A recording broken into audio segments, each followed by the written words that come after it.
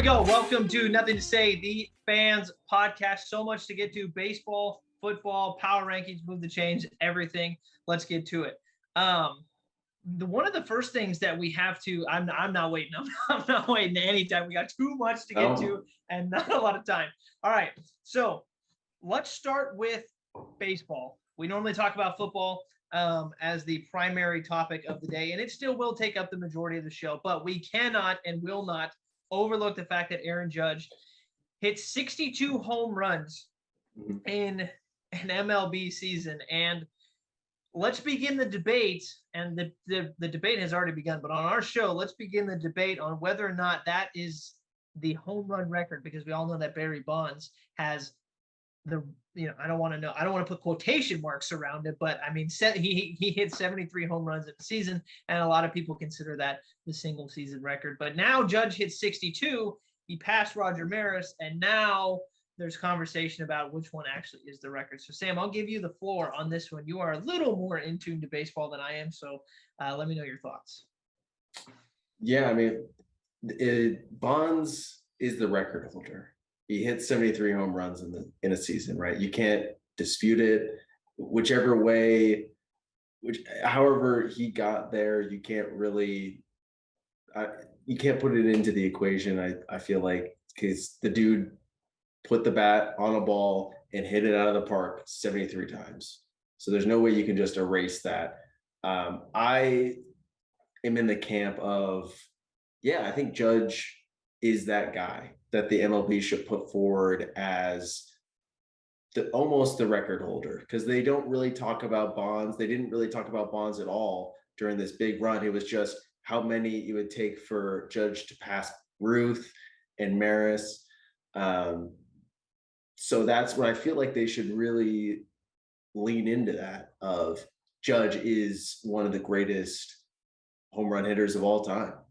I feel like it's almost been underplayed a little bit, because there isn't that. If only there was a guy that was kind of hitting home runs as frequently as Judge was, and it was almost like a big old race, because it's just been Judge this whole time dominating MLB headlines. But I feel like mainstream media really needs to tune in on this, because this is an incredible feat.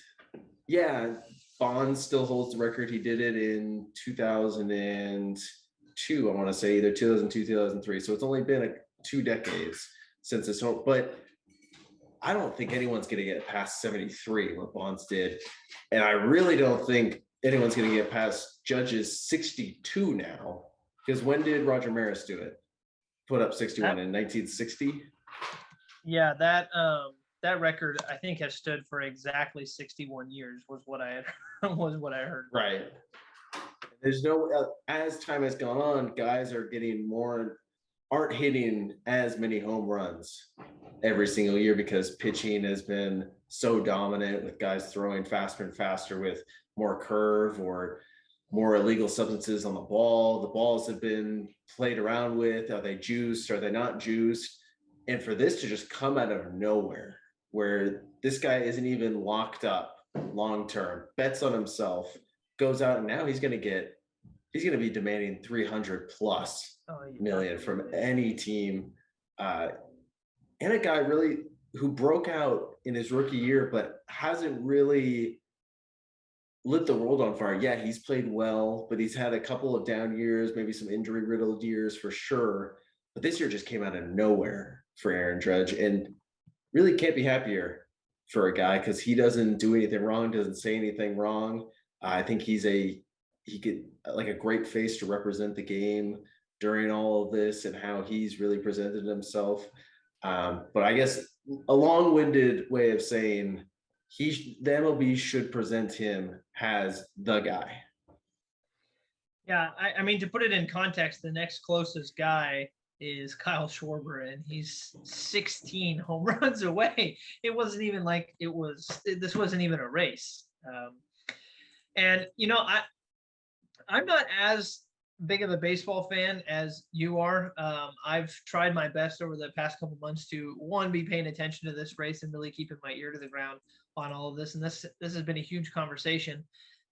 And I think I stand on the side that you said right at the beginning. I think Barry Bonds has to be considered the single season home run champion. I mean, at the end of the day, yeah, okay, we can talk about the steroids and stuff, but you still have to hit it. I mean, you can be the biggest, most juiced guy of all time. There's an actual skill to being able to locate the ball and swing at the right time. And hitting the baseball is arguably the hardest thing to do in all of sports. So sure, maybe he was juiced out of his mind, but the skill to be able to do all of that, I don't think you can overlook that. Everything that I had been hearing over the past couple weeks was really, between Judge and Bonds, like who really should be presented as the home run champion. And I had heard a couple people talk about this idea about sort of making a delineation in the record book about what these records actually are. Like you can look back at the football record, at the record books. Like, it's not really fair to say that someone is the single season rushing champion when the NFL used to play 12 games. So there like delineations between, this was, the single season rushing champion for 12 game season, a 14 game season, a 16 game season. I've come around to the idea that making a delineation like that in the rule book for the MLB just seems like it would be such an easy thing to do. And the line of demarcation, I think, was like in the record book, you could draw a line saying, hey, from after, like before 2000, I think in 2005 or 2006, the MLB didn't test for steroids. This was the single season home run champion. Then post that, this was the champion. Or I don't know. I don't even know if that's the right delineation to make, but something to acknowledge the fact that, yeah, I mean, Barry Bonds, and I mean, that may have been it's a legitimate record in the sense that it holds still in the record book. But putting the quotation, it's there. It is there. That's what I'm saying. If there's this record book somewhere, which I'm sure there's not an actual book, it's probably online somewhere. But if there's this book, Barry Bonds' name is written in there. Right, and it should be.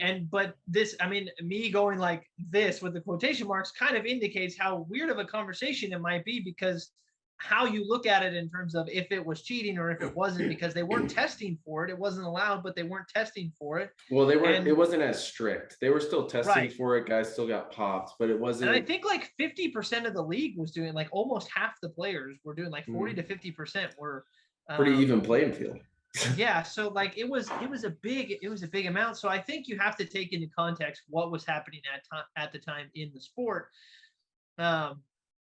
I'm not sure anybody's ever going to come close to Barry Bonds in the 73 anymore. This will probably be the closest anybody will get, I imagine. Yeah, I mean, to put it, I think when he was at like 50 home runs, every single analyst was like, why are you pitching to him? Why is he still getting things to hit? Right. So I think it's miraculous that he really got to 62, because if you're going, especially with how the other players on the Yankees were playing during the majority of the year, there's no reason Aaron Judge should have gotten anything near the plate at any moment. And when he got something semi-hittable, he hit it out of the park because the dude was locked in the entire year. But I think now, is he going to get anything to hit except for mistakes? Probably not. The rest of his career. Probably shouldn't. I would imagine. Well, I think it's awesome that this was happening the same time that the Albert Pujols chase was going on. Which I don't think we talked about. Him getting to 700, and he's still climbing. I think he's at like 703 now. The dude's having a great year. And in like his age 43 year, it's really incredible. But those two like milestone launches really puts baseball on the map. And I think lending the spotlight to Aaron Judge year after year of, this guy holds the record. Yeah, it's the AL record, but it's the record for home runs in a season. I think wouldn't be a bad thing for the MLB. No, definitely not. And it's just such a cool such a cool thing, honestly. I mean, just for him to be able to do it. I mean, not not only breaking not only breaking the record, but I don't know, the word that I heard this week that I really liked, the phrase that I liked was, it kind of felt like he cleansed the record book a little bit.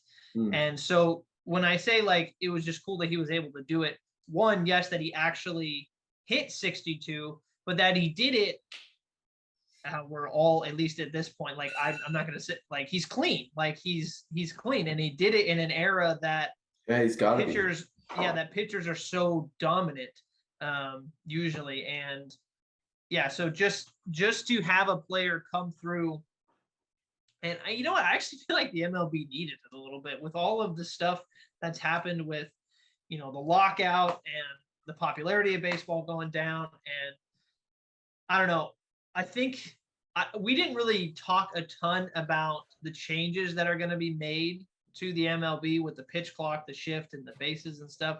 So maybe, and this is impossible to predict, but maybe having something like this happen the season before all of that happens, maybe it'll get people that much more excited for the upcoming season of baseball.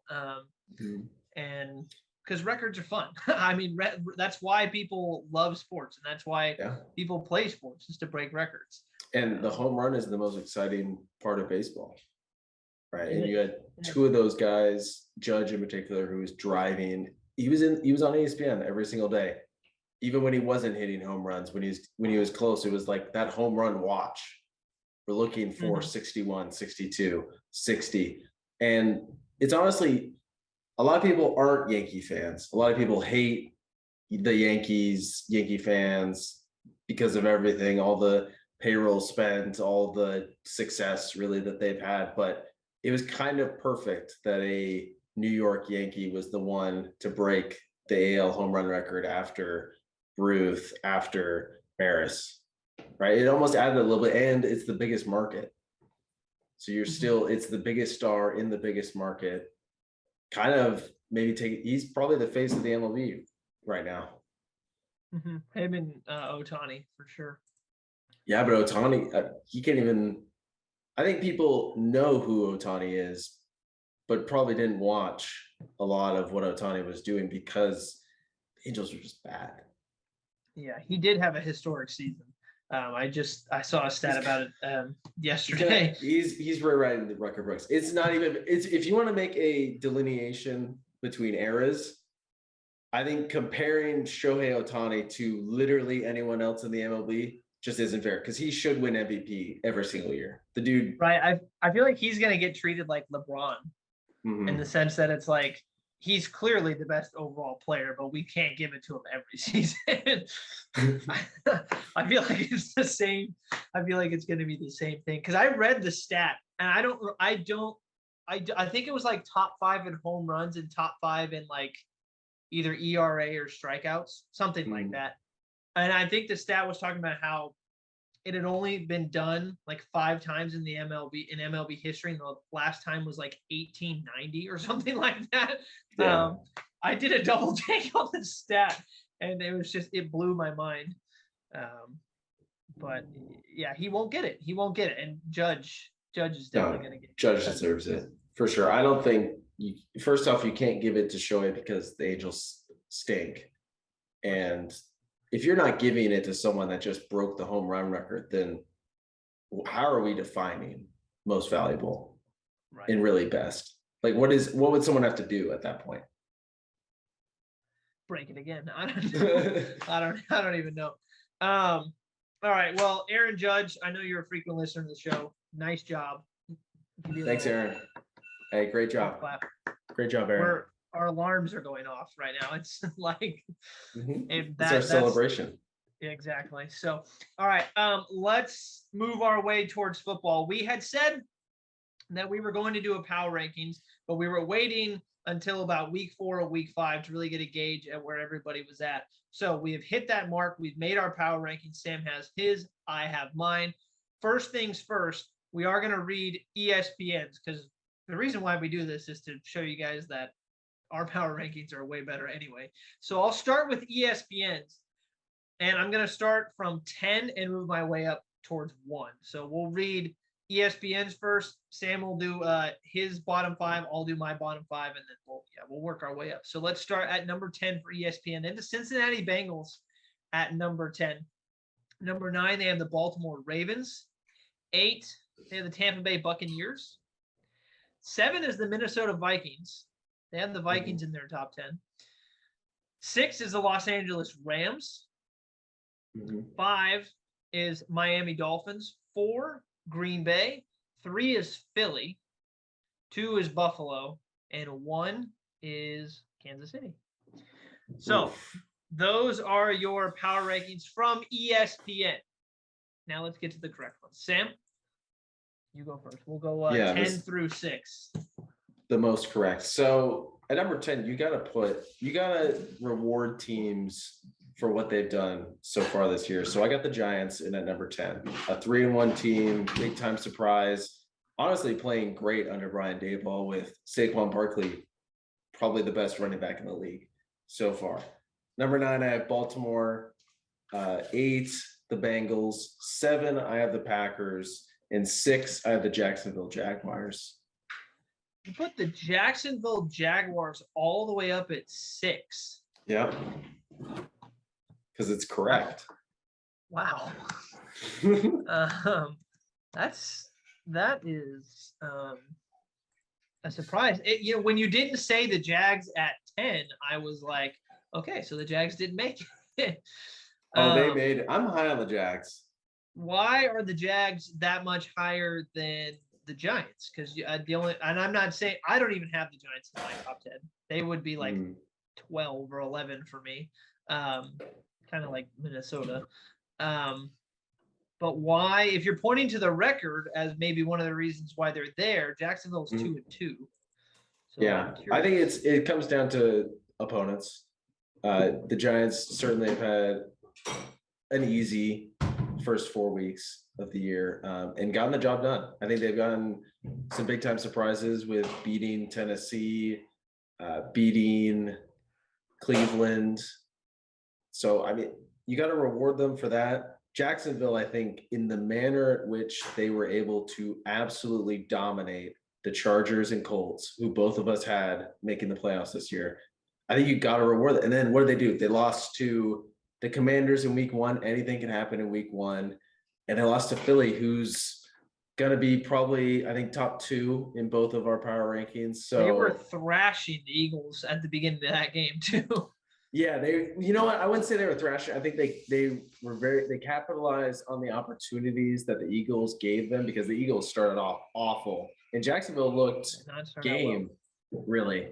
But I think it just ended up being what it should have been. Philly's a better team, better spot right now, and Jacksonville's just young on the road.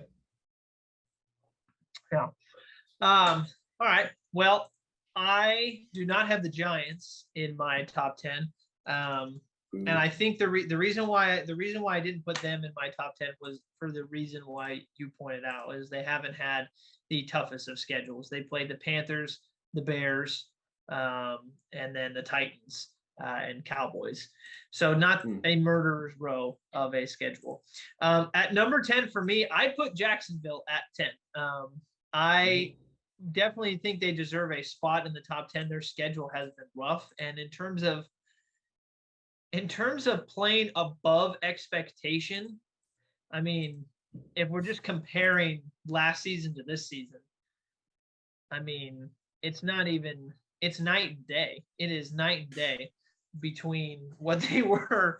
And I guess the two words that I would use to describe is dysfunctional and functional. I mean, that's really how I would describe it. It comes down to Urban Meyer. How bad was Urban Meyer? Urban Meyer. Doug Peterson better be sending flowers to Urban Meyer every single day. Thank you so much for screwing this up and giving me Trevor Lawrence. Yeah, there's nothing Doug Peterson could have done worse than what was done. He could have won 2 games and it would have been like, great job. Thanks for turning us around. I think the mood after the first week, even which ended in a loss to a Commanders team that's proving not to be not very good was, Jacksonville actually looks really good, fighting hard, big time, and then ended up turning around, and their offense has stayed really competent, but that defensive pressure has just been coming through. Mm-hmm. All right, so Jacksonville at number 10. I have to put the Ravens in at 9, and that's more of a nod to Lamar Jackson than anything else. I know that they've blown to gigantic leads, but as long as Lamar is on that team, it's hard for me not to think that they're a top 10 team in the league. And I know that, again, they lost. Their two biggest collapses came against two top 5 teams. So it's not like they had a collapse against, the Commanders. We're just piling on the Commanders right now, but it's not like they blew a gigantic lead to terrible teams. I mean, the Bills offense can score on you like that. And Miami, that game they just went nuclear. So I have the Ravens at 9. I have the Bucks at 8. I have your San Francisco 49ers at 7. And it's not because of their offense. It's more because of their defense. So I have the 49ers at 7. As a positive. As a positive, yes. And then I put the Dallas Cowboys at number 6. I put Dallas at 6. I forgot about the Cowboys. Oh, you forgot about the Cowboys. Wow. So we know if we pull the curtains back, I did this 5 minutes before we started. Definitely forgot about the Cowboys. No, they don't make it. No starting QB, they don't make it. Hammers down. All right. Let's go. Give me your top 5. So at number 5, I think I have the Niners. Lost to 2 teams they definitely shouldn't have, but taking care of business in a tough division, especially the way they were able to. Every time they play Seattle, it's a little different now that Wilson isn't there, but every time they play Seattle, it's tough. No matter what is happening, no matter the records of either team, it's just a tough game each time, and they were able to handle them, getting through the Trey Lance injury. If it makes you feel any better, ESPN has Dallas at 11, so they're not in theirs either. Nice. All right. That does make me feel better. And the way they were able to just beat this Rams game couldn't have come at a better time. I feel like it's just like a palate cleanser for the Niners every single year. It's like their world is falling, then they play the Rams and look absolutely great, and everyone just shuts up. The amount of times that Kyle Shanahan's record is brought up, without Jimmy G, he's like a 30% win rate or whatever. It's like, he is a top 3 NFL coach. Just stop talking, please. He's no Josh McDaniels, okay? The dude knows how to coach offenses. That was a lot for number 5. Number 4, I had the Bills. Hot take. Big time win against Baltimore. Have looked great. I think it's more about what the other teams in front of them have done, because that was a tough loss against Miami. I got the Chiefs at 3. I think maybe you could definitely argue that they've looked at times like the best team in the NFL for sure, if it wasn't for a collapse against the Colts. I think that Colts loss is a little bad because they definitely played way down to the level of their opponent. 2 out of the Dolphins. Who knows, if it wasn't for a sketchy doctor and the NFL concussion protocol, Tua might be starting this week, because he wouldn't have gone in and gotten injured and everything. I think that's a huge loss. They might not stay there for a while, but you got to pay dividends to what this team has done. And they definitely looked like they've done enough to be like a top 2 team in the NFL. And then last, it's going to be the Eagles, because they're the only undefeated team, and they've really looked great on both sides of the ball. All right, so I have the Packers at 5. I think they're definitely turning it around on the offensive side of the ball. I think they figured out exactly how they're going to go forward in this offense using both their stud running backs. Dobbs is coming into his own. Lazard is playing better. Rodgers is still Rodgers, so I got to put Green Bay at 5. I would have put this team higher, last week. However, they are one game post their starting quarterback, so I'm knocking them a little, but I'm going to put Miami at 4. If this was last week and they hadn't played a game, I would definitely say that Miami was 2, most likely, is probably where I would have put them. So it's more of the fact that we've seen them without Tua. They're definitely not as good with Tua, but they're still a force to be reckoned with. So I got to put the Dolphins at 4. I also have the Chiefs at 3. And then I have the Bills at 2. I do think everything that I heard coming out of the Bills-Dolphins game was how Miami has such a ridiculous home field advantage. And I didn't know this, but apparently that stadium is set up in such a way that the Dolphins are in the shade the entire day, and the opponent's bench is in the sun the entire game. So not only is it hot, but there's no escape from the sun. And I really do think that when Buffalo plays Miami up in Buffalo when it's cold, I think they're gonna. I do think they're gonna win that game by at least a touchdown. It's the last game of the year, I want to say. It's either week 16 or week 17. So it's gonna be. It might be snowing. It might be snowing. I was gonna say. I think the same thing that helped Miami win in their game is gonna help Buffalo win in their game. So I do think the elements just got the best of Buffalo. And then the Eagles are number 1. They're the only undefeated team. I don't know why I don't see the Eagles. I've looked at a couple different power rankings, and people are just not putting them at 1. And I don't know why. I don't know what else they have to do in order to get the number 1 spot. There's a few places that are putting them at 1. CBS right here, I've got their power rankings up right now. Their top 5 is Eagles 1, Bills 2, Chiefs 3, Packers 4, and Miami 5. Why are the Packers so high? They have looked awful. They have not looked awful. They haven't looked dominating, but they haven't looked awful. I think that's a little harsh. I don't think there's any game where both sides of the ball has played well. I don't know. I mean, their defense has played well. They've allowed, I think they're close to the bottom 5 in terms of points allowed. They've only given up 69 points. Granted, they've only scored 75 points. Oh my gosh, they're 3-1 with a 6-point differential. I mean, that's just giving up to the 3rd string QB, who I can't remember his name on New England. His last name is Zappy.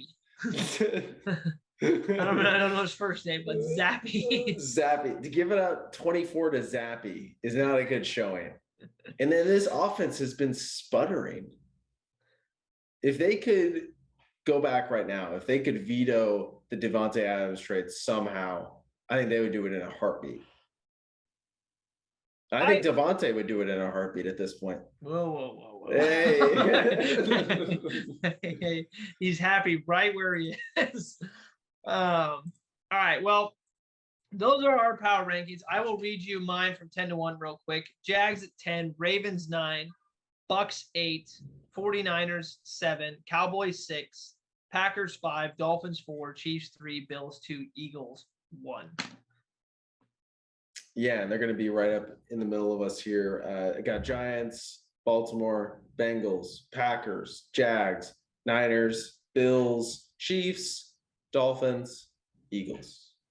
I will put up a poll up on our social media handle. It's above us somewhere. I'll put it up on Instagram, and you guys can vote on which power rankings you agree with more, either mine, Sam's, or ESPN's. Maybe you like ESPN's ranking more, but I don't think. I don't even know why they're in business. All right, so let's. They're in sports. Exactly. All right, let's take a look at the Week 5 schedule. But we're going to do it in 2 different ways. The first way is we're going to start with a move the chains variation, and then we're going to make our Week 5 picks. So let's roll the intro for move the chains.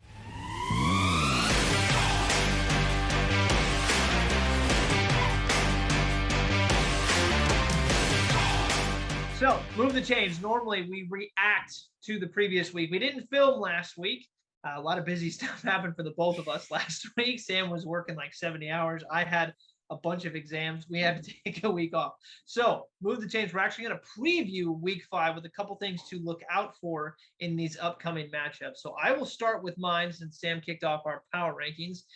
The first one that I am going to be looking at is I'm going to give credit to Gino Smith and the Seattle Seahawks. And I'm going to say I will not be surprised if Gino goes down to New Orleans and they beat the Saints in New Orleans. The Saints right now are 1-3. Gino's playing great football right now. And with Andy Dalton quarterbacking the Saints, now granted, they didn't look bad last week with Dalton at the helm. I don't want to throw Dalton to the woods here. He actually looked pretty good, but I do think that there is a chance that Seattle goes down to New Orleans and kind of kicks New Orleans while they're already down, and then Seattle moves to 3-2. Yeah, I gotta move the chains on that one. I think New Orleans is kind of limping right now with injury to their quarterback, injury to Kamara, Thomas. This defense isn't carrying them like I thought they were going to. Oh, man, yeah, I think they've definitely had a tough time though. Tough schedule for New Orleans, but got to give credit to Gino. It could be a game where he falls flat on his face because he's getting hyped up so much, and we know what Gino Smith is really at this point. But let's see it. Let's see him get to 3-2. I'd love it. I would love to see it. So mine, it's coming off of sort of a reaction to what we saw Monday night. I think it's panic time for the Rams, especially with the Cowboys coming in and beating them this weekend with Cooper Rush. You know what? It might, I'll move the chains on that one. I think it's panic time as well. I mean, so if we take a look at their schedule, they got worked against the Bills, which I think the Bills are going to do that to a lot of teams. So I don't want to say that like that one is, the worst loss ever. They had a tough time against Atlanta. Yep. Now I think Atlanta is a little bit better than everybody thought they were going to be. So, but at the end of the day, I think we'd all think that the Rams would have handled that game better than 31-27. The Cardinals, they beat the Cardinals, and then the 49ers worked them. Big time. So, I mean, I'm looking at their upcoming schedule here, and they have the Cowboys. I think I agree with you. I think they are going to lose that game. They should beat the Panthers, but then they have games against the Niners, the Bucks, and the Cardinals back to back to back, and that's a tough draw for them. They play the Saints after that, but the rest of the way they get the Chiefs, the Seahawks, the Raiders, the Packers, the Broncos. They have to play the whole AFC West, which is not as daunting as it felt at the beginning of the season. And they a couple of those teams are easy wins. Yeah, and they get Green Bay. So it's not an easy schedule for the Rams going forward. So I think you're right. I think this Dallas defense matches up really well. Their secondary, what they're putting out, Trayvon Diggs is picking up right where he left off last year. Micah Parsons is maybe the front runner for Defensive Player of the Year early in this season. I think they match up so well against this offense, and the Rams defense just has not played to form with all the firepower that they have on that side of the ball. And Cooper Rush, man, he's making some throws out there. He's not the flashiest, but there is a silent confidence to his game that I think if you're a Dallas fan, I would be eagerly excited for this game. He's the Jimmy Garoppolo for the 49ers. He doesn't make the flashiest throws, but when he plays, they win. I watched the game, the latter part of the game. Gosh, who did they just beat? They just beat the Giants. I think I watched the end of that game where they're up by 2 scores, and he's still throwing that ball down the field, still pushing it down the field. And they played the Commanders. They played the Giants the week before. Yeah, the Commanders game. I think he's just able to push it down the field I think that's a confidence thing when you're able to let that go carefree, and he's not worried about making a mistake, and And that even in that Giants game, when they really needed it against a big time divisional opponent on Monday night, that game winning drive, that last one, just looked so effortless. It was boom, boom, boom, boom, boom down the field. Well, I mean, he's playing with house money, right? Like he's got nothing to lose. Like he's earning himself. He's some got money. nothing to lose. He's not playing with house money. He is playing for a big time contract from one of these teams, which I think he'll get, especially a guy that was cut, put on a practice squad, elevated, cut again. He's going to be a backup quarterback in this league for a long time. If at the very least, maybe even a starter for one of these teams. Yeah, Carolina could use him right now. That has not worked out. Or Atlanta maybe be looking back into the quarterback market. Who knows? There'll be teams out there. Mariota's a beast. He is. I agree. I don't think he's their long-term picture. Probably not. All right. So my second one, I think, is also going to be on your list. I think I had mentioned it. You said you were looking at it, but if it is, then that's okay. We'll just talk about it. I think there's a possibility. I'm not going to predict that it's going to happen, but I'm not as confident without Tua that Miami is going to go down to New York, or go up to New York, I mean, and beat the Jets, which sounds outlandish, but the Jets defense is actually pretty good. The Jets defense is actually pretty good. Solid defense. They've got some offensive playmakers with Garrett Wilson, Corey Davis. They've got Breece Hall, who's played really well. What is their other running back's name? Michael Carter. And Michael Carter. So they've got two really good young running backs. They've got two good wide receivers. Zach Wilson, that first half of the game last week didn't play very well, but that second half turned a huge corner, played great. And it looks like the Jets are playing really, really hard. I could see the Jets, who knows? I could see them pulling an upset, but at the very minimum, I do think this game is going to be competitive to the end. Yeah, because I think the ceiling on what Miami's offense can do, and this was one of the games. I had it as I think it's what to look for is what do these teams look like with pretty much brand new quarterbacks. Both guys, their first week they played was last week. We really don't know what to expect week to week from either team under these two new quarterbacks.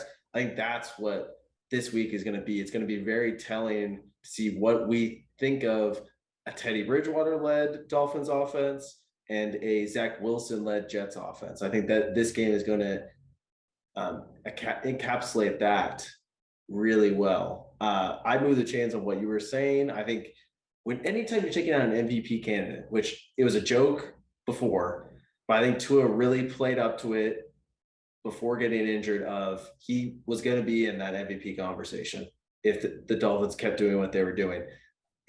Anytime you're taking that out, I think they're super limited on what really they can do. They just got to lean on those playmakers and get them the ball as soon as possible. Well, and so I'm looking at this game right now. There was an article that was posted by the Dolphins Wire 2 hours ago. It says Dolphins injury report: Tyreek Hill limited on Thursday. So he may not even be 100% for the game. I'm not sure. I'm sure he'll play. It just says he's limited. It doesn't say he's like out. But I thought Waddle came out of the Thursday night game against the Bengals questionable too. It says wide receiver Jalen Waddle groin was updated to limited on Thursday. So both of their wide receivers might be banged up. This is a huge opportunity for the Jets. Yeah. Pretty obvious. They should probably win this game. I think that there's a very real possibility that they can win this game. Now the Dolphins are a great team. I mean, we both put them in our top 5, so it's not like it'll be easy. They're still a great team their defense is good.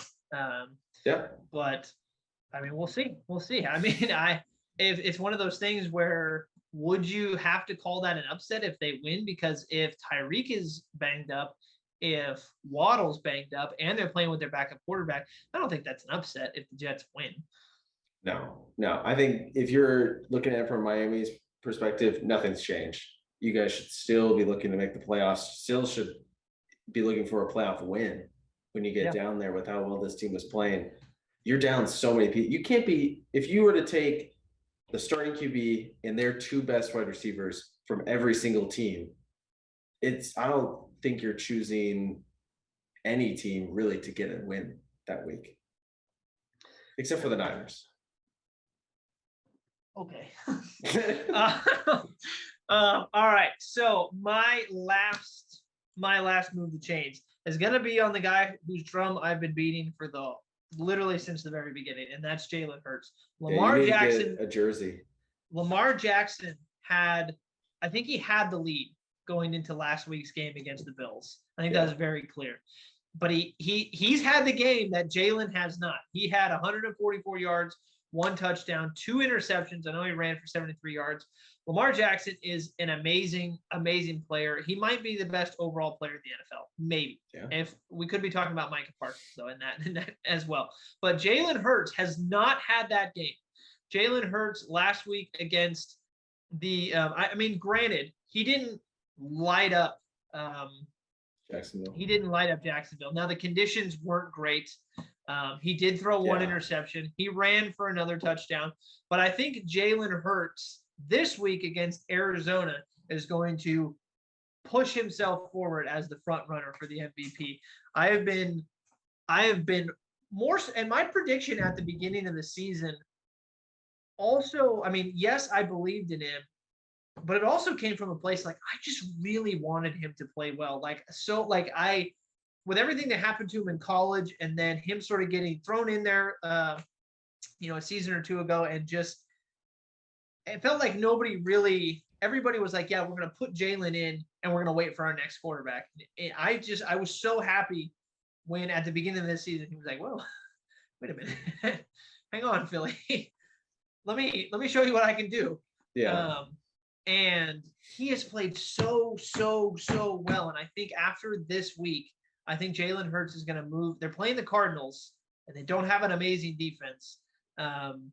I think he's going to push himself into the front runner for the MVP race. Yeah, I think I totally agree. I would even go one step further and say at the end of the first quarter, Lamar Jackson was far and away the MVP candidate because of what he was doing early on to be leading 20-3 against Buffalo. And then they go into that whole collapse and that offense sputters and everything that happens, right? If it's there for him, the door is wide open and Hurts is first in line. All he has to do is continue to do what he's doing and walk through it. If they get to, we talked about it, I think something like 14-2 with the schedule that they have, which is super easy, super light. I think you got to give it to him with the numbers that he is just going to naturally put up, rushing and throwing. And he looks like a much improved passer. He should win it. Yeah, and I do agree. I think it's going to be very dependent on where they finish.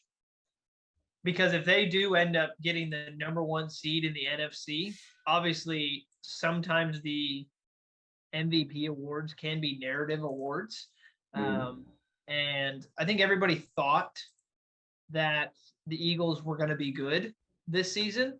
But for them to be playing the way that they have been, if they win the NFC, which I think at this point is a very, very realistic thing to expect, and he continues to go at this pace, there's no reason why he shouldn't win the MVP unless Buffalo doesn't lose the rest of the season and Josh Allen just goes nuts, which he has been. Josh Allen just played great this season. But I really feel like Jalen Hurts is gonna pull away at least, and I'm hoping for it. But we'll see. I'm really rooting for him. I think Tua is knocked out because he's going to literally knocked out. He's going to unfortunately, miss last week. He's going to miss this week. I think that just kind of disqualifies him from any MVP conversation because I don't foresee any guys missing more time.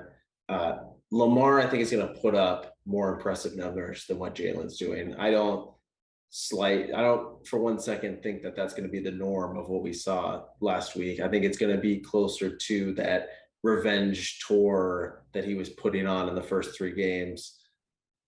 So I think he's going to be up there, and it really comes down to which team probably finishes higher in their respective conferences.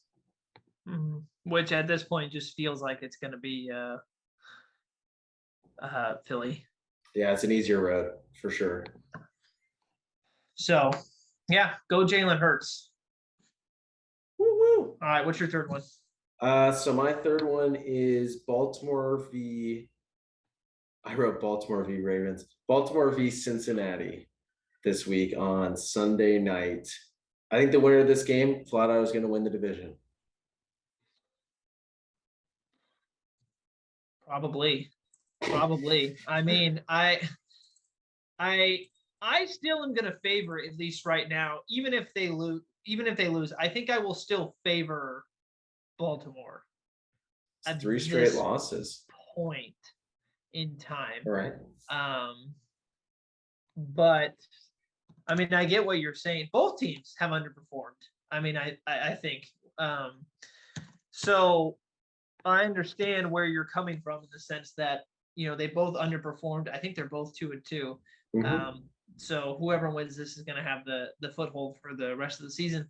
I could see it, but I think at this point, I would still lean towards the Ravens just because of how well Lamar has been playing.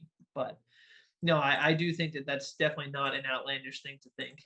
I think a win for either team would be like that coming together moment of, wow, we just beat maybe our biggest rival in the division.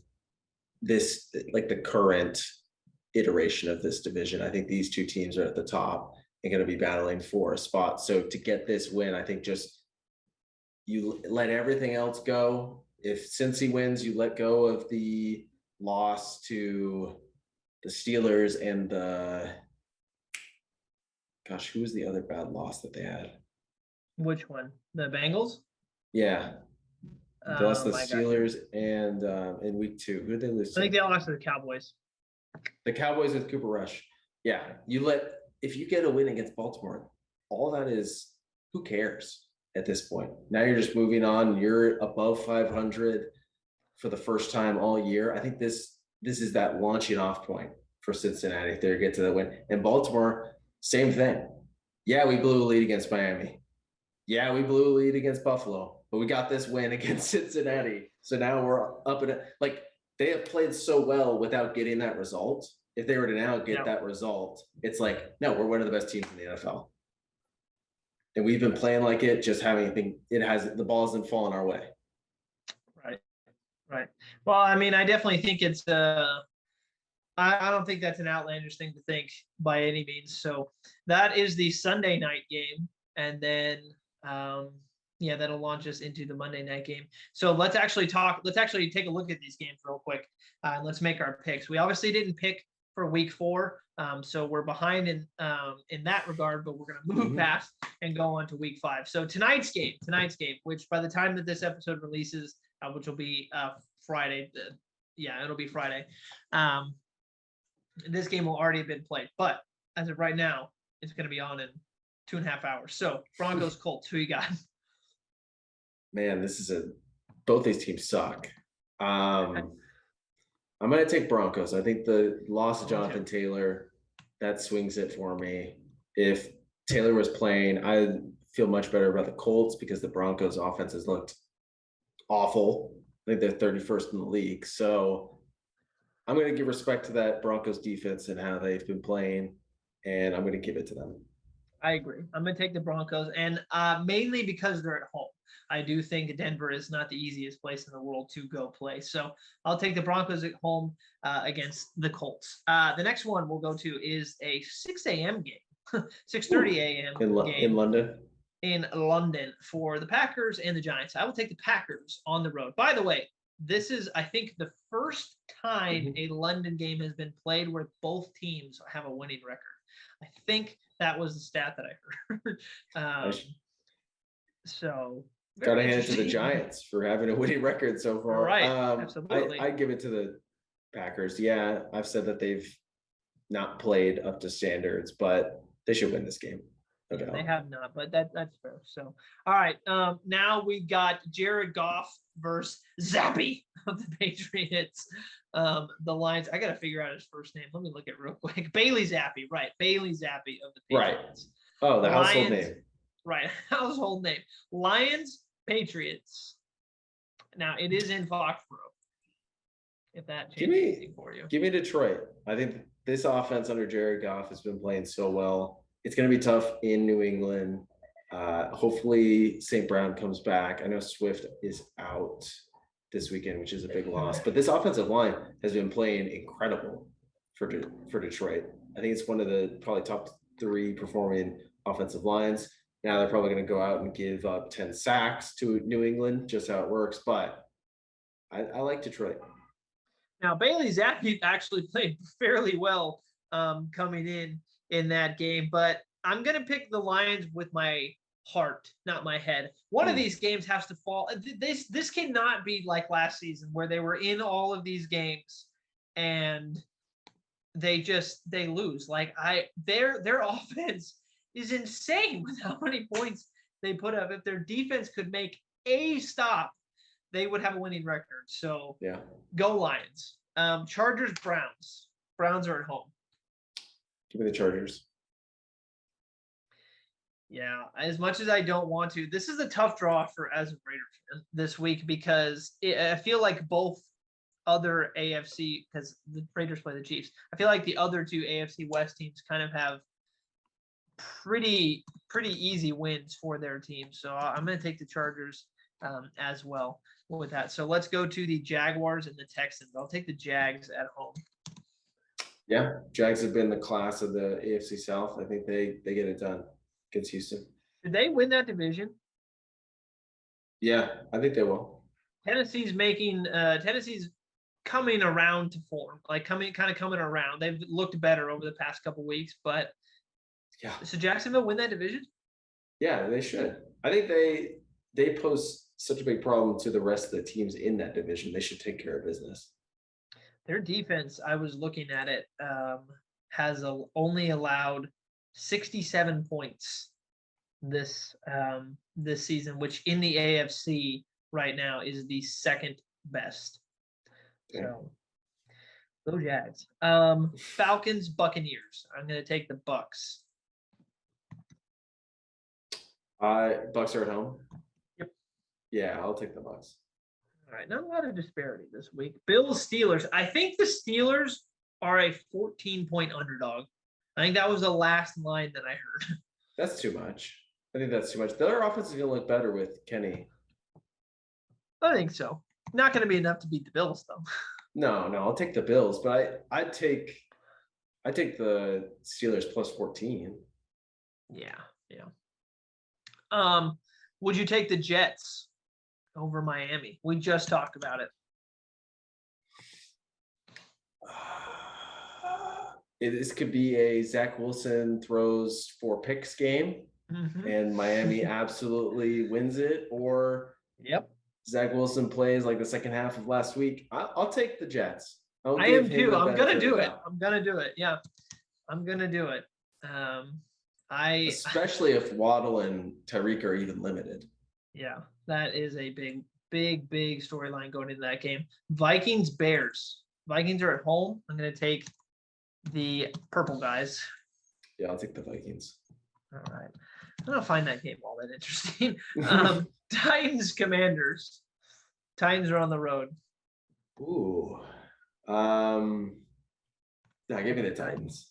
Yeah, the Titans. I agree. Not a lot of disparity this week. Saints, Seahawks. I'm taking Gino. I said it in my Move the Chains segment, so I'm gonna take Gino and the Seahawks. It's in New Orleans.